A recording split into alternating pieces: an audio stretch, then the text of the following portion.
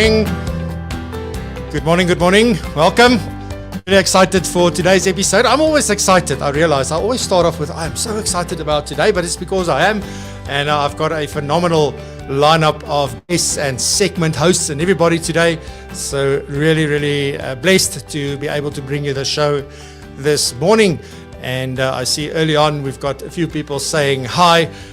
We've got Ben Kleinans in first this morning saying hi, and Kobus saying aloha to Stephen, and hopefully to me too. I'm also going to say aloha to our guest Stephen a little bit later. But this is really a episode that you are going to enjoy and find a lot of value in. Good morning, Louis. Nice to have you with us. I don't think the sun is up in Cape Town yet. I don't know. Has it set? I don't know. And then Razan, good morning. So welcome, and thank you for saying hi. I always want to encourage you to when you get here, please say hi. To us here, and also to the other viewers. Say hi. You can interact on LinkedIn as well as here on YouTube. I almost said Facebook. We don't do Facebook here, but that's sort of the thing. Good morning, Mark, and also we've got Krithan. Good morning, Krithan. Am I saying your name correct? But very nice to have you with us. Thank you for saying hi all the way from LinkedIn. All right, so what can you expect today? Well, we are going to do the news. David is back today. Going to talk about a few things. And then Norma is back. We're going to there talk about a few interesting aspects as well. Very excited for her segment. And then I've got my guest, Stephen, from all the way from California in the US. And it's an amazing story that we're going to get into, as well as a book that he has written. So really excited to have him here on the show. And it's 9 o'clock at night there where he is. So thank you very much, Stephen, for staying up and spending some time with us. And then today, our first time that we're going to have the financial coaching segment, and that's going to be done by Hendrik Crawford. So Hendrik, welcome to the show. Really looking forward to that. Alrighty, so on that, I'm ready to get going. I hope you are settled in and you've got some coffee. Today, I've got my Superman mug because today's going to be super. And with that, let's get into the news.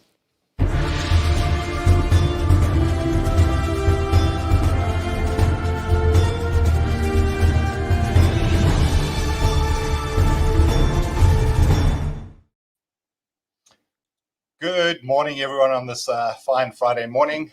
So back with the news from FPI. And to start off with, we've got a bit of news from SARS for the filing season for the year ending 2021. Just a call to anyone who has staff, or if your clients are employers, their filing season will open from the 1st of April, and they need to submit the information to SARS by the 31st of May 2021, which will then enable everyone to file their annual tax returns. Then, very interesting, I've got two press releases from the Financial Sector Conduct Authority. And I say interesting because I see more and more of these coming out. The Supervision and Enforcement Division there is very busy finding people who are doing the wrong things. And this week, the FSCA has issued two press releases, one against JP Markets. They've successfully applied for a liquidation order and a protection order together with the Asset Forfeiture Unit and the National Prosecuting Authority for about $258 million in the bank accounts. And what they found is, after intensive forensic investigation, that JP Markets was unlawfully conducting an unregistered over-the-counter derivative trading business. So they transacted as a principal instead of an intermediary, which they were licensed at. So again, one of the updates in the General Code of Conduct was you cannot do a business which you're not licensed for, and we see some action being taken there. The Financial Sector Conduct Authority has also warned the public to act with caution with dealing with the Sapati Group. They suspect them of conducting unauthorized financial services businesses and breaching various laws. They are acting as an insurance business without an underwriter. So again, we are seeing that the FSCA is finding unregistered, unlicensed people. And again, a warning to clients, before you deal with anyone, check on the FSCA website, give the FSCA call center a call, and make sure that they are licensed. Then in international news, we're going to start off with the Financial Planning Standards Board, which is a standing setting body for the global financial planning profession and the owner of the International Certified Financial Planner Certification Program outside of the United States. So they have reported a steady growth in CFP professionals worldwide despite the challenges by COVID. So the CFP professional community grew 4,658 CFP professionals, or 2.5% globally, ending with a total of 192,762 CFP professionals around the world. And then, because Monday was International Women's Day, I thought women shouldn't just get a day, they should get a whole week. So I'm going to end the week off with some news coming out of Wells Fargo. As reported on businesswire.com, women's contributions to their families are growing, according to a new Wells Fargo study released on the 8th of March, International Women's Day.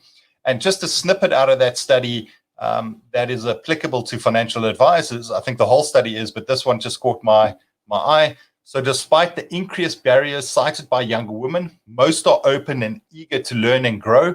Nearly half of the millennial and XG women reported needing financial advice now more than ever. In fact, 3/4 believe it would be valuable to talk through their financial concerns with a financial advisor, views shared by older generations. And I think this fits nicely into the coaching segment that's going to come up later in the show, because millennial and Gen X women don't just want a conversation about the numbers. They want to talk about more than that. So 78% of them said they want to talk about work, 71% about family, and 60% about wealth.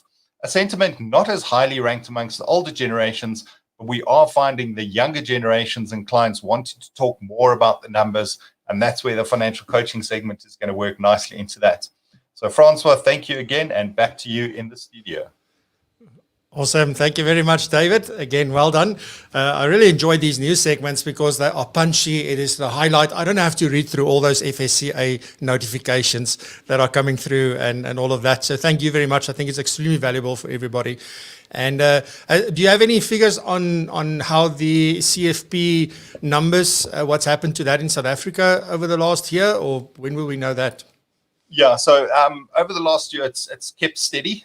So we ended up on a steady number in 2020, which is good. And yes, the recertification for your membership is open right now, and we're happy where it's progressing at the moment.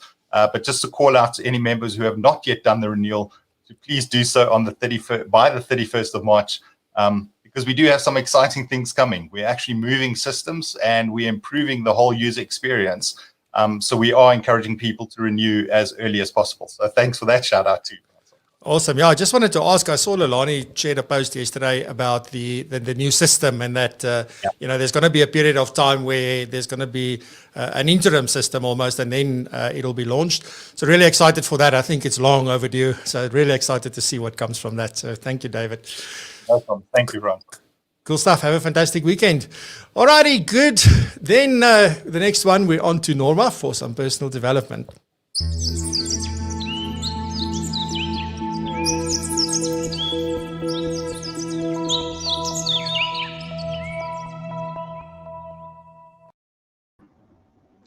Morning, everyone. Glad to be back. I hope you're all well.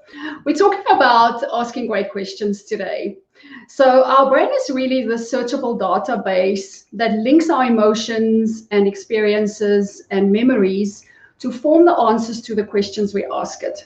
So if we ask our brain questions, then we really give it like thoughts to think about. So whatever question we ask it, it will definitely go and sort of want to find an answer for us. So we have to be careful what questions we ask, because we're going to see an answer, we're going to find an answer. So really here is you get what you ask for. So an example of a great question could be that instead of saying, I'm a procrastinator, say, how can I get this done? So you can see the difference between the good quality and the lower quality questions. And in this process of asking these great questions, if we sort of incorporate empowering beliefs in that, it makes it so much more powerful. So, for instance, if I have a belief that life happens for me and not to me, then I will ask the question, if I have a negative result, I might say, this happened, what lesson can I take from it to make my next attempt give me a better result, for instance. So also when we ask questions and we answer it by saying something like, I don't know, I'm confused, or I can't make a decision right now, we really block ourselves from getting to those high quality answers that we want. So what is important about these great questions, or why is it important? It basically just takes us from a level or where everything is known to the unknown. So it obviously takes us to a deeper level where we have to do a bit of digging and do a bit of searching. So what exactly is a great question? So it takes our thinking from surface level to a bit deeper. It's specific, it's concise, it is empowering, it is of high quality, and then it creates ideas and it inspires answers within us. So with the great questions also come great answers. And I find a lot that people sort of delegate the answer part to other people. And just a couple of ideas why I think people do that is because sometimes it's just convenient and it takes less time to ask someone else. We sometimes think someone else will give us a better answer. We maybe don't trust ourselves. We maybe don't have the confidence to do it, or maybe we feel that if we fail, then we have someone to blame for it. But I think it's quite important that we ask ourselves those powerful questions, so we need to actually answer them as well. And just a couple of things why I think we need to answer those things. And I'm not always talking about, you'll know in situations where you need advice from other people in order to grow, but also not to get lazy and keep challenging ourselves to really answer those questions ourselves. So number one would be that we get to know ourselves, we get to know our values, what we like, what we don't like, our beliefs comes through, our strengths, our personality also comes through in answering our own questions. Then obviously it builds our confidence. So over time, although there will be trial and error, we'll over time build that confidence. It also builds or gives us responsibility because we've gone through the exercise of asking great questions and coming up with our own answers, and then obviously taking responsibility for the consequence. I've alluded to the fact that we grow and we learn by it. We also make better decisions. And then lastly, we sort of evaluate. So we've asked the question, we've answered it, what worked, what didn't, and what can we do differently?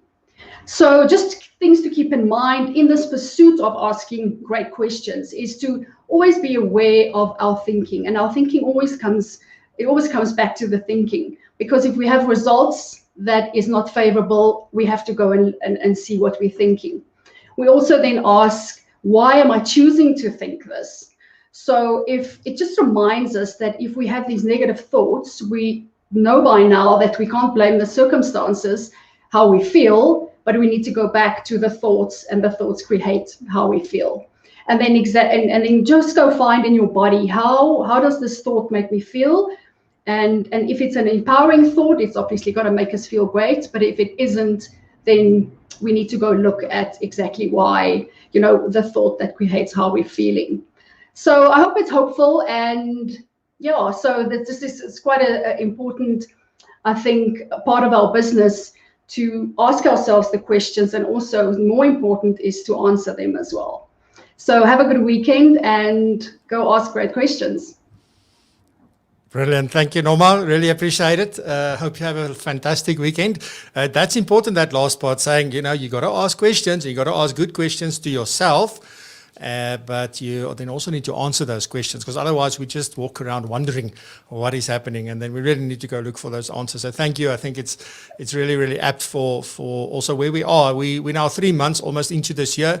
So, it's always a good time to reflect on where we are and where we're going and why we're doing certain things. I think that is so important. So thank you very much, Norma. Have a fantastic weekend. We'll chat next week. Great. Thank you. You too. Bye, everyone.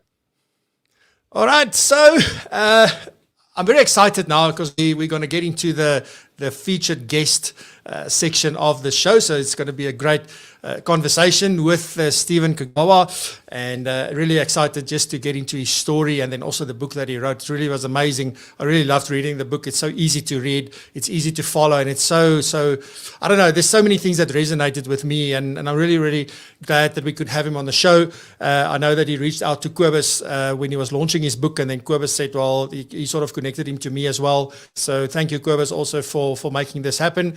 And that's important. That's what community is about. It's about, let's connect one another and let's get great information in front of us. And that's really what this show is doing. And also, very excited, just before I bring Stephen on, also that I want to announce is that the special launch event that is taking place on Thursday, the 18th, that is next week Thursday at 7 p.m. South African time. The link is down below in the description for both the LinkedIn and the YouTube stream, so you can find it there. There's no cost, it's completely free. It's just that you need to register to attend the event. It's going to be a live streamed event, and we are going to be launching PROpulsion Pro, which is a first for South Africa. It is something that is really going to take things to the next level. It's going to help us raise the bar, as I've always been saying this year, for yourself, your business, and the financial planning profession in general. And we will have a global impact with what we do. So really excited for that and to have you a part of that. So come and listen and see. We've got great guests that's part of the launch as well. So come and hear what we're up to and what's going to happen and what's going to be launched. And you can also go to propulsion.co.za/launch. And it's just name, surname, email address, just to get registered. And you will then receive an email with the link to the launch event. So that's it. Really excited about that one. So please join us. And also, we are going to record it, but obviously live is always better. So don't miss out on the fun. We're going to have a lot of fun and have a lot of things that we are going to share. So please diarize that and join us. Go and register right now while you're busy watching. It's easy to do that. And with that, I'm going to just quickly introduce Stephen before I bring him on. So Stephen is committed to helping financial advisors. I love this. Love the work they do. Because often we start off in this business, we want to make an impact, we want to make a difference, we want to help people, and then sort of the establishment forces us in a different direction. And Stephen is bringing back this love, and I'm going to get into that with him. And I guess I would assume, I haven't asked him yet, but that may be a big part of why he wrote this book, but I will ask him that question. He's also the founder and the CEO of the Pacific Bridge Companies, which is a comprehensive wealth management organization that is focused on global financial navigation, which is an awesome term, as well as helping ethnic communities from Asia in the United States. But with that, let's get into the interview with Stephen.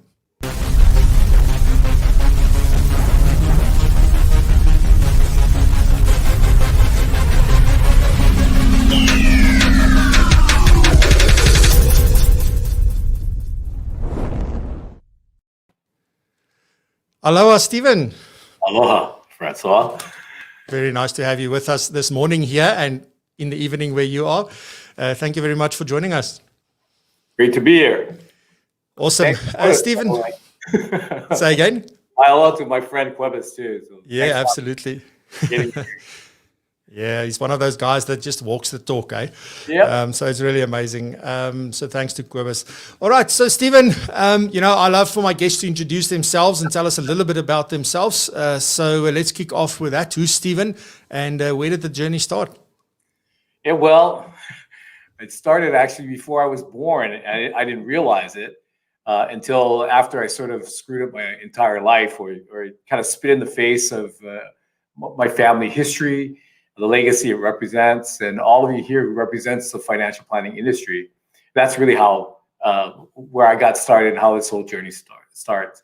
I'm third generation in the financial planning business. I'm actually, in the United States, we look at how many generations have you been around, because as you know, the United States is a land of immigrants. And so I'm a fourth generation American of Japanese ancestry. And so it was my great grandfather who came from Japan to the United States that got us started, and my grandfather who started us off in the business. And I learned much later in life that my grandfather took on the establishment in the United States. You know of our challenges with race and discrimination with race in the United States. And he took on the life insurance industry. And that's how we got started. And he abolished, together with the founder of Bank of America, the racial discriminatory underwriting practices of the time back in 1933. And that's, I guess, where my story begins, which is long before I was born. I love it. And it's amazing. I know you love history as that, but I'm going to come to that because there's a reason. There's something you said in your book about the importance of history. So I want to get to that. But I think, this whole thing, because I think you sort of had this idea of like, you grew up in this sort of, because your grandfather did it, your father did it, and then you go, there's no way that I'm going to do this. This is not for me. And then you went on well, I don't know, you term it sometimes as a date, but I don't know, is it a date or is it a real date or whatever it was, but that's the thing that changed your life. So tell me a little bit about that date that you went on that sort of caused you to be like 35 years ago, right? Well, it was longer than that. I wish it was only 35 years ago. I'm an old man already. But I tell you that the story is, just as you put it, I didn't want to be in this business. I was third generation in this business, but that didn't mean that I wanted to be a part of this business. In fact, I read about my family being in the business in the papers. My family never brought it home. Never, even though there were agents and advisors in our family for generations, I just thought they were aunts and uncles to me. And until I read about it, I didn't know. And when I heard about it, I was shocked and dismayed that my family was involved in life insurance. And I thought, I don't want to be one of those guys that are selling life insurance or investment products and try to do the deal. And that's really how it got started. But yes, the date did change my life. And many years later, to your point, Francois, that lady saved my life. And that came on the heels of, like I said earlier, sort of spinning in the face of the history that my family represents in our industry. That's really quite an elegant one. And I fell out of college. I dropped out of college. And on the heels of that, I was sent over to the insurance company that my family partnered with. And I went around doing an internship. And the date was along the way from department head to department head. They had to hear me talk about how I was never going to be in this industry. I would not stay in this industry. And this young lady invited me to her home. And I thought, Francois, I thought it was a date. I really did. And so I was so anxious and excited when I drove up to her house, and she greeted me with the two kids, young children. And that's sort of how it all got started. So what happened in that date, Stephen? So what was the thing that changed your mind about this career path? So here I am, thinking I'm going to have the night of my life. And of course, I didn't know about the children and whatnot. That was a little surprise, but I love children. So we played and we had dinner, we tucked them into bed. And she said, I didn't invite you here, to play with my children and tuck them into bed. So I thought, this is the moment. And she said, I actually wanted you to come over to my house so I could tell you a story.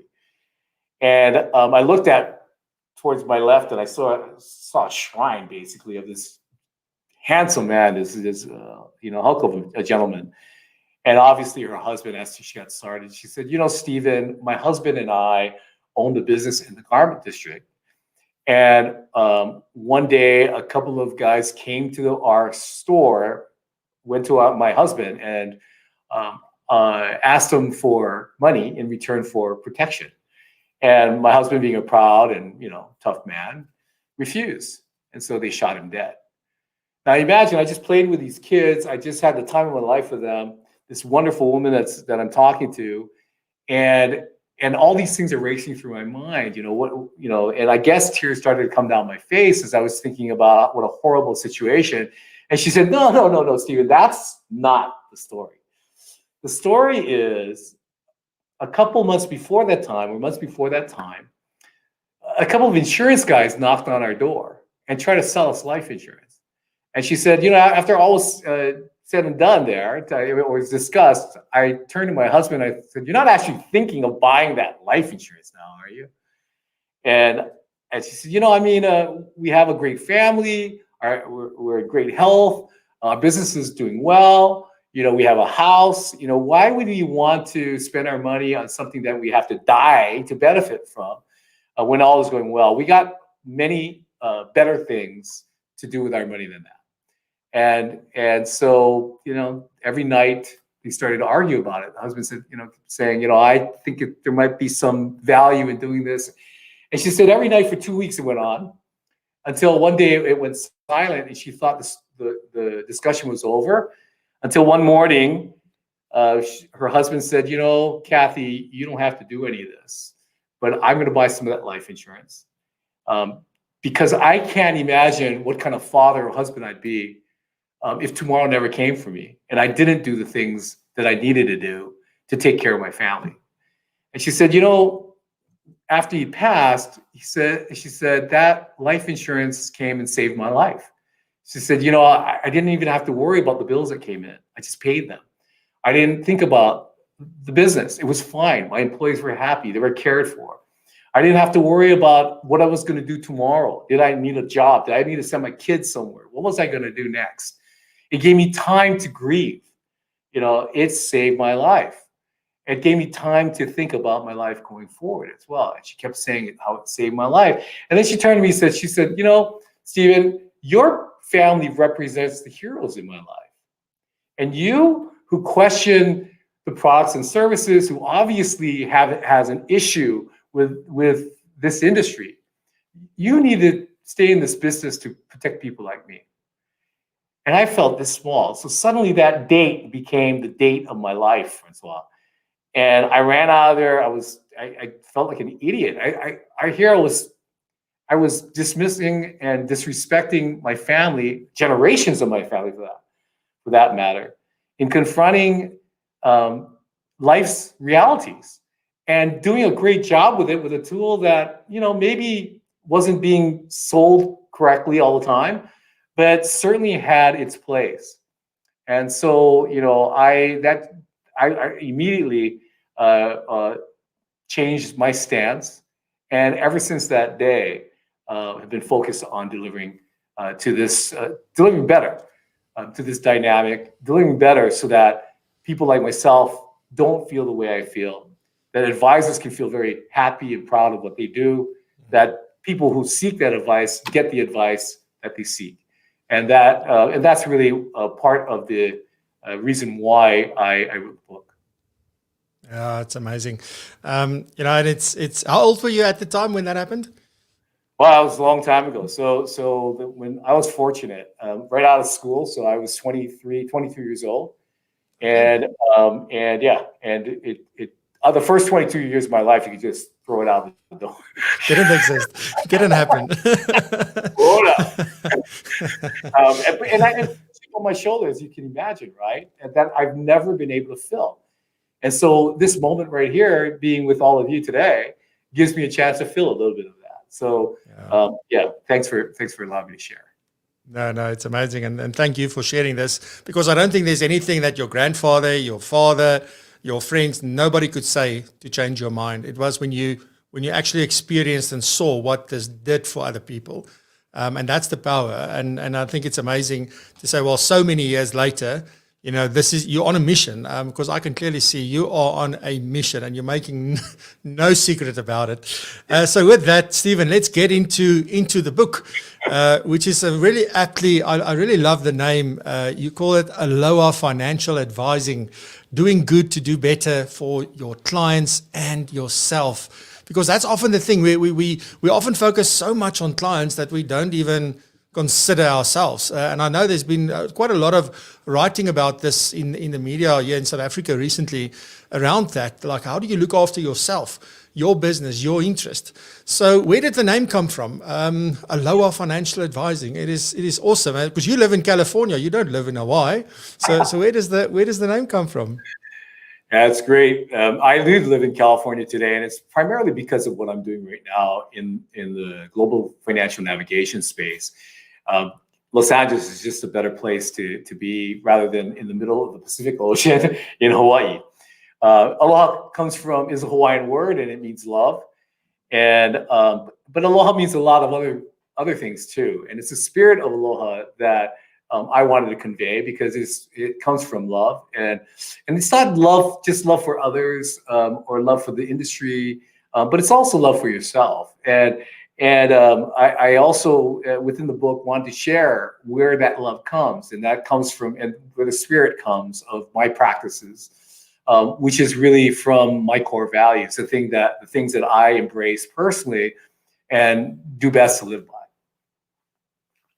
And that was my very next question. So there's some core values that, or principles that you live by, but you're also entrenched into the way that you do business. And what I loved about the book is how almost in every chapter you're pulling it back to those core values and showing how do these things link and what it means. So can you share those core values with us? Sure, I'd love to do that. So I get to teach you a few Hawaiian words.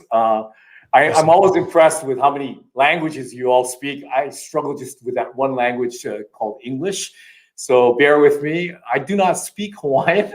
I am from Hawaii, and I just adopt the words and do it with all respect to them.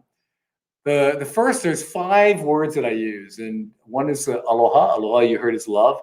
And with the core value of aloha, I'm always remembering that I'm here because of love, because of people loving one another, people loving the things that depend on the people that depend upon them. I love the business. I love what the industry can do for the people that are taking care of others, and it informs many, many different things in what we do. That and reminds me that it's love that's a catalyst for everything that we do. The second core value is mahalo, M-A-H-A-L-O, mahalo. And mahalo is thank you, generally used as thank you. When you hear people in Hawaii, they'll say mahalo, which you'll just know they're saying thank you to you. But it's really about living with gratitude. So, I'm so fortunate to meet so many people along life's path. I've met so many people that have differing thoughts than I do, that have different beliefs. And I've learned so much. And I love the core value of mahalo, because that's what reminds me that, it's every moment is precious. This moment right now, I'm catching every part of it. And it's just amazing to me. I'm so filled with gratitude, with mahalo, for being here. Another core value is ohana. Ohana is family. There's some movies about ohana. But really, family, I'm not talking about, hey, just treat each other nice and all that kind of stuff, and with love. But that love sometimes is tough love. Sometimes we have to tell people things that, they don't like to hear. But if we're really going to be family, really ohana, you're going to help people and tell them the truth, because it helps them with their outcomes. Which is aligned with that is the core value pono. And pono means with righteousness, to do things that you do for the right reasons, do it the right way. And because that's always the better way. And then finally is imua. Imua means to carry on, to move forward, to do your best at everything you do, that you choose to do.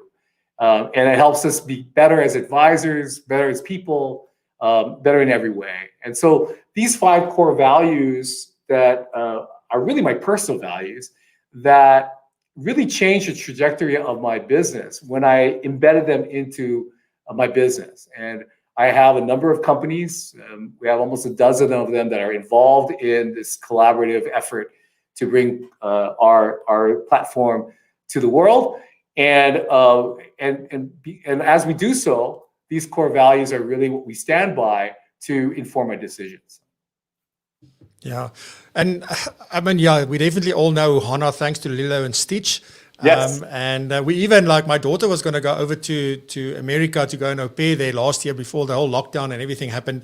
We actually bought her a little Lilo and Stitch, like a little keychain to say, oh, this is Ohana, don't forget. So that was awesome. They were crazy about that movie when they were smaller. Stephen, yeah, so awesome. I want to ask you that, there's a lot of things that you said early on that would resonate with everybody watching this. And if you're watching the recording as well, thank you very much for doing that. A lot of people watch the recordings of the show or listen to the podcast. And something that I'm wondering, because because there's so many similarities, it seems worldwide. I want to ask you this question: if the system or the establishment or the business model of how life assurance and investments and all of those things work, is it set up to reward good behavior, or is it set up, as we stand here today, to reward bad behavior? What is your view on that? Yeah, I throw that out there, and I know that I'm sure that some people are not very pleased with what I have to say about it, but I think it really is the truth. We come into this business as financial advisors for a lot of reasons, and one of the primary reasons is to help others. And so, of course, we get recruited in, and we're sold that promise, and we get in, and of course, the first thing they need to do is help us learn how to sell their stuff, right? And it makes sense. It makes perfect sense, right? They're not recruiting you to come on board to their company to distribute somebody else's products and services. They're seeking the sales of their products and services and the profit that comes along with that. But what happens is, along the way, we start to get really good at it. And those of us that survive, I don't know what the numbers are in South Africa, but in the United States, our attrition rate of financial advisors that venture into the business is 86% in the first 3 years. So after 3 years, only 14% of those who get started remain. And those are the ones that have successfully learned how to survive and how to sell.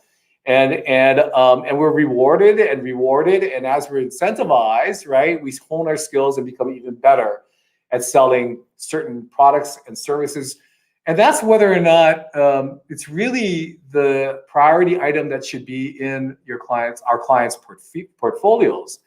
And so how do we stop this madness is really what I'm after, right? Because that's really also how we've earned, in part, I believe, the reputation that we have as salespeople rather than advisors, trusted advisors that we really are, right? And that we really want to be for those that are seeking our advice and counsel. Yeah.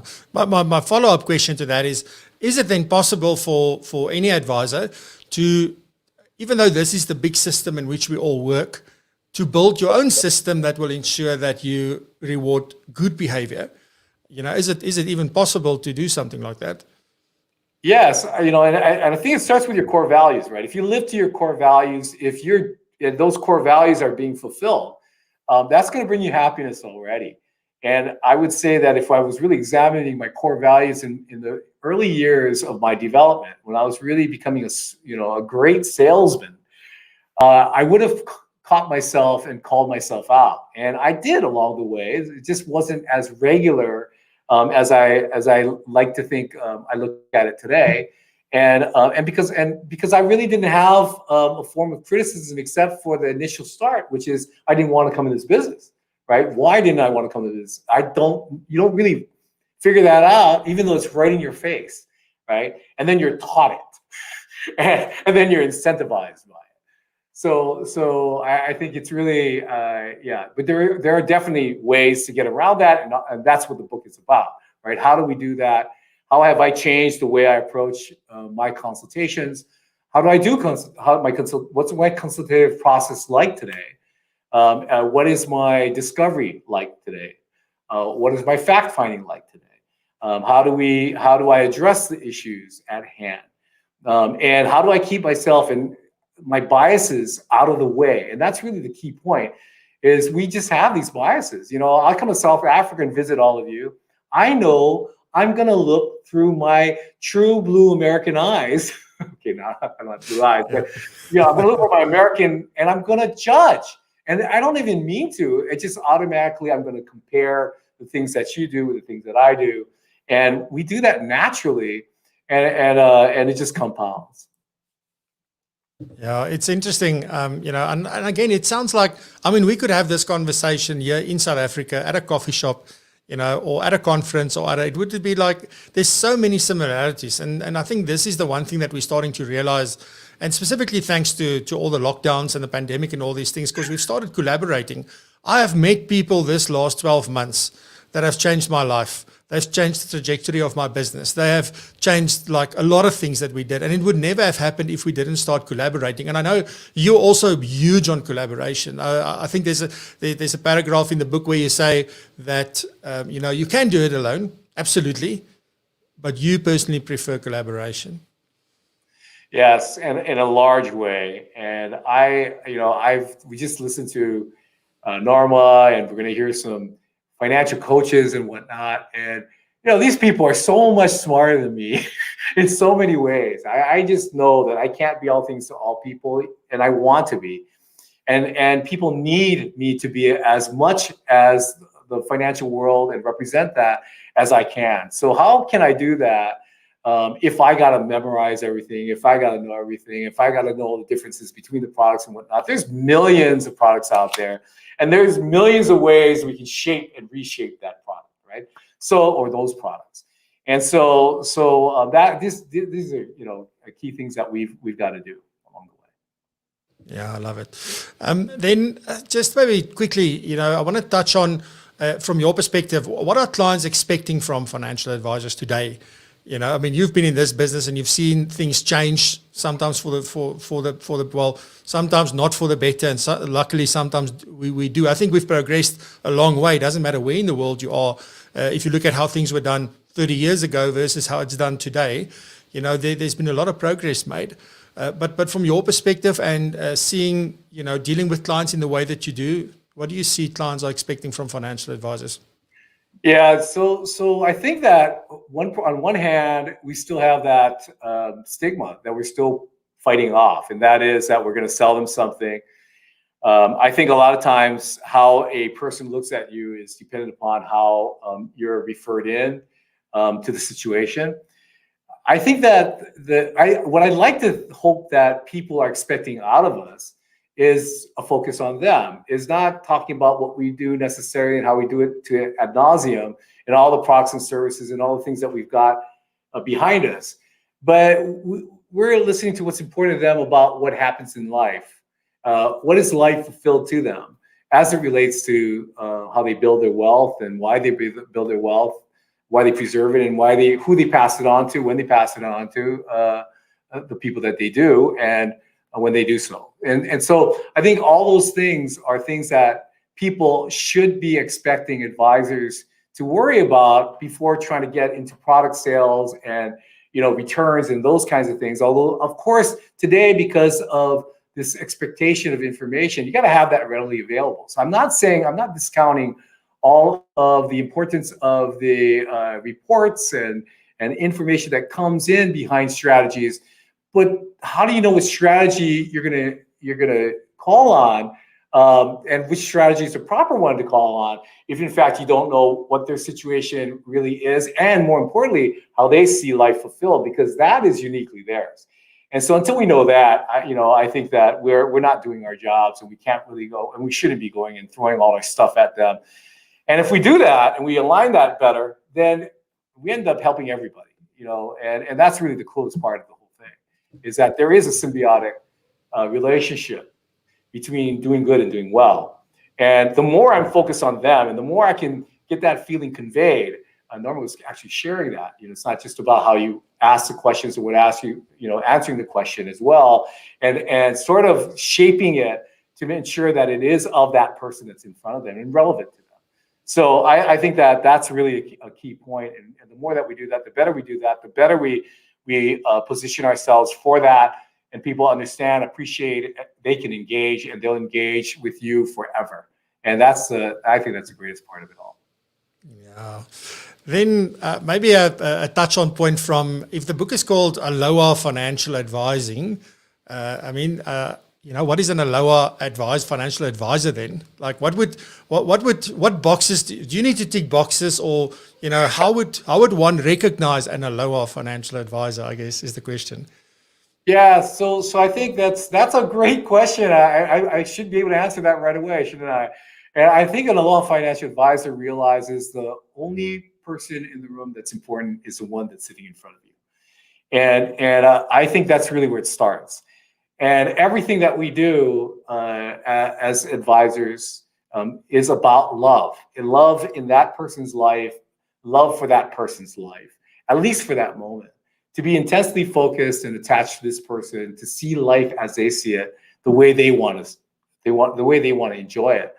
And I think Aloha Financial Advisors are intensely focused on that and ensuring that the person in front of them knows that we are. And in fact, we'll engage them with, again, the collaborative, as Francois, you brought up, because we can't know everything. Let them know that no matter where life might take them, if it goes outside of my geographical reach or my area of specialization, that I'm going to have ohana. I'm going to have family around me, people like those of you on this call that I could reach out to if in fact life takes them to South Africa or into some other place like that. And that they actually not only believe it, but it's real. Why are they believing it? It's real. It's intensely real. And it's tied in, from my perspective, Aloha Financial Advisors, about tying in your practice, your business practice, with your personal core values and living it that way. So that life all day long, every day, is fun. It represents who you are as a person in your best moments. And that's what I think an Aloha Financial Advisor is about. Yeah, awesome. I love it. Like, so you'll see when somebody is operating from a place of love. I mean, I think that was like, that's the core of it. So I really love that. And that's extremely powerful. And I also believe that is something that would distinguish you quite drastically from a lot of the, I don't want to call them competition, because I believe we should stop seeing other financial advisors as competition. But it's also this conversation about like which way is better, and both believe very strongly in their views. It's just like, let's just focus on what we believe. And if we operate from a place of love, and we think about things like what you've shared in terms of ohana, family. I love how you keep bringing these things back to those values, because it's so powerful. So awesome. Stephen, I want to ask you, where can we get this amazing book of yours? Thanks for asking. It is still on Amazon.com. And so please go there and get it before they take it off the shelf. You never know. So Amazon.com has it. You could probably get links and whatnot on StephenKagawa.com, if you can spell it. It's on the screen. And it's on the screen, so that's good. And you can get me through Cuevas, and you can get me through Francois. So absolutely. So please do that, because like you said, Francois, we're not competitors. We're ohana. We're family. We're the family here taking care of others' families, right? And we really need to share and learn from one another. We're better. I'm better because I know Cuevas, and I'm now better because I know you, Francois. And I'm really excited to get to know you even better, and to be a part of to get you in as part of my journey as well. So. Yeah, absolutely. No, the feeling is mutual there. Thank you very much, Stephen. Where would you prefer people to connect with you if they want to get in contact with you? What is the best way to do that? So I think StephenKagawa.com is probably the best way. It's the simplest way. I also have the PacificBridgeCompanies.com, which is the company that you heard that I help lead.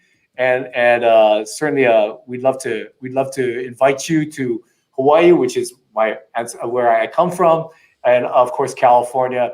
You got to come check out Disneyland here, right? So make sure you do so when you can, and otherwise be safe.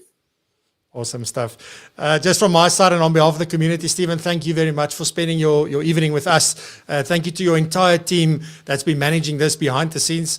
I think it's amazing to see how you surrounded yourself with an awesome team of people as well. I think that's also part of the success, a secret of the success as well. So it's really been amazing dealing with your team. So thank you very much, and I look forward to chatting to you again soon. I'll definitely reach out to you. Thank you. Keep doing the good work, Francois. We will. Thank you so much. All right, so that was Stephen, and now for the first time here on PROpulsion Live, doing the financial coaching segment, we have Hendrik Crawford. He's been a guest on the show before, but today he is looking at financial coaching, and here we go.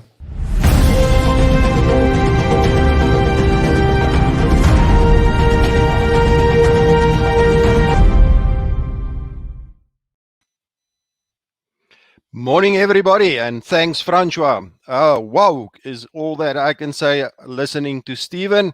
So much he shared with us. So What a wonderful morning for us, and also for a lot of friends that are with us this morning. Louis, Mel, Mark, Razan.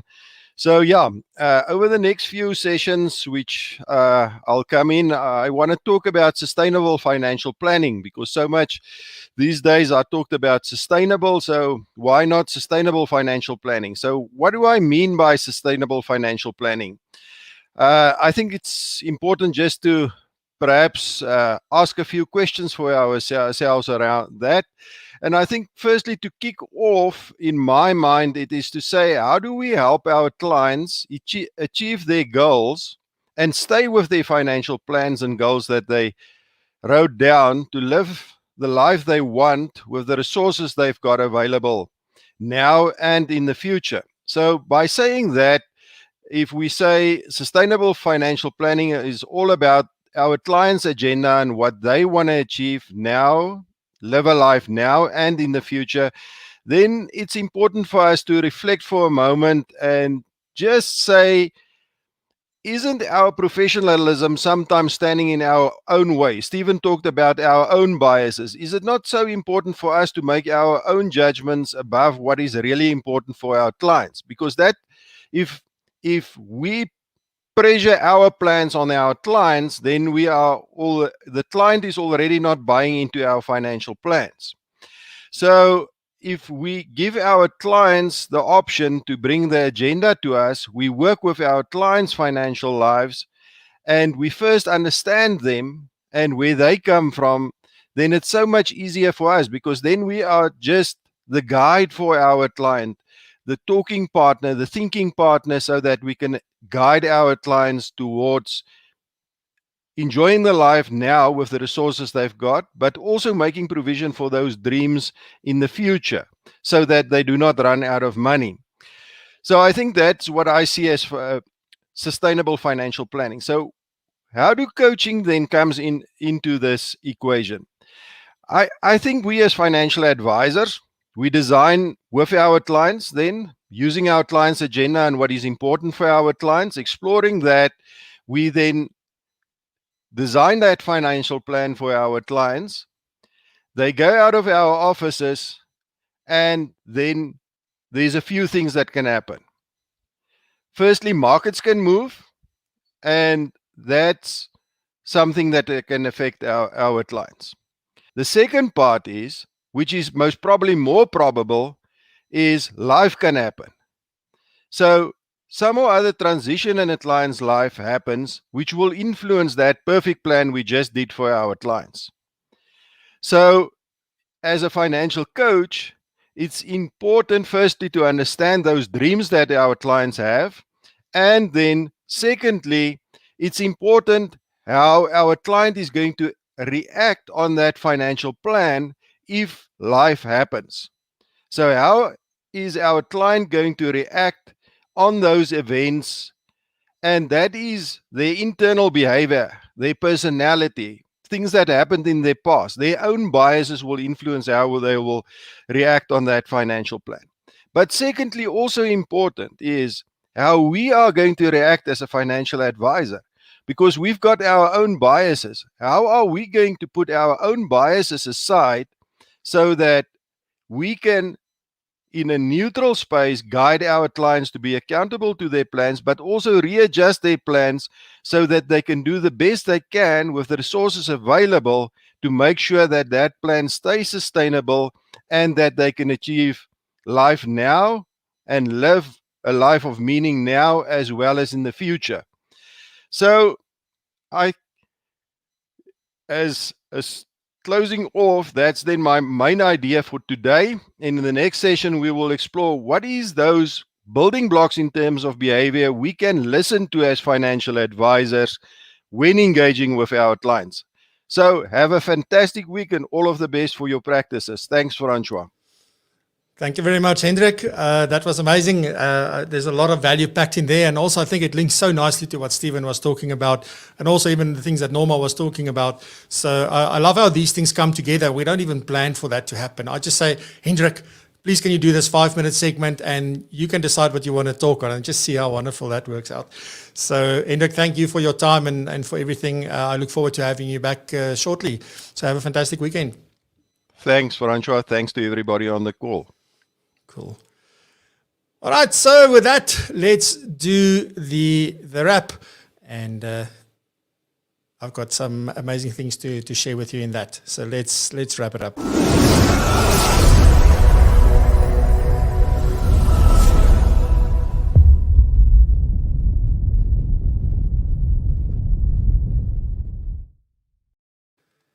All right, so it was a jam-packed session today. First, we had David from the FBI doing the news for us, and I think what stood out for me was some of the things that he was sharing around the fact that the CFP, the number of people certified as certified financial planners has grown by 2.5% globally. In South Africa, he said that it stayed relatively the same. And just a reminder for those of you that are FBI members that you renew your membership before the end of March. And to make sure there's lots of benefits coming from the FBI. So look out for that.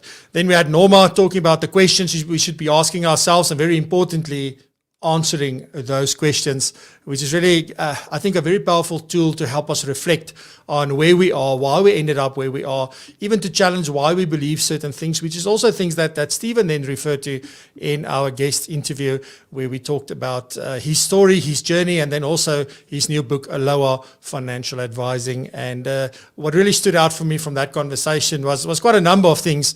I wish I had more time to speak to him longer, but it was really the core values and those 5 Hawaiian words that he shared, which was mahalo, it was also uhana, it was ponu, I hope I'm saying pono, I hope I'm saying that correctly, imua, and then also, what was the other one? I think uhana. Did I say uhana?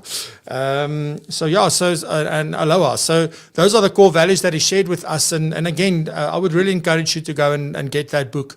It's available on Amazon, because the way it's written and the way he explains things, he really gets into detail, and it answers all the questions that you will have. It's a really easy read. It's about just over, I think it's 260 pages or something, but I really would recommend that book for that. Then Hendrik, he ended off for us on financial coaching and what it means to do sustainable financial planning for clients. Really, really important. So I'm really excited to have Hendrik on board and to also have him back soon to continue with that series. So thank you very much, Hendrik, there. Then just very importantly, guys, we're launching PROpulsion Pro next week, Thursday. I really would like for you to attend that event live. It's really amazing. It's a first for South Africa that we're going to launch. It's also off the back of this show. It's off the back of all the people that I met over the last year. A lot of people came together, and we really put a fantastic offering together, and something that's really going to help take our profession forward, and which is important, which is what PROpulsion is all about. So please go and check that out. It's at propulsion.co.za/launch, and that is to register for free just to attend this event. And it's going to be a live stream on Thursday evening at 7 p.m. on the 18th of March. All right, with that, I hope you have a fantastic weekend. Stay safe, stay sound, and I'll see you back next week. Hopefully same time, same place, with some more great guests and more great segments. And just thank you for your support. I deeply appreciate it. And I'll chat to you soon. Bye-bye.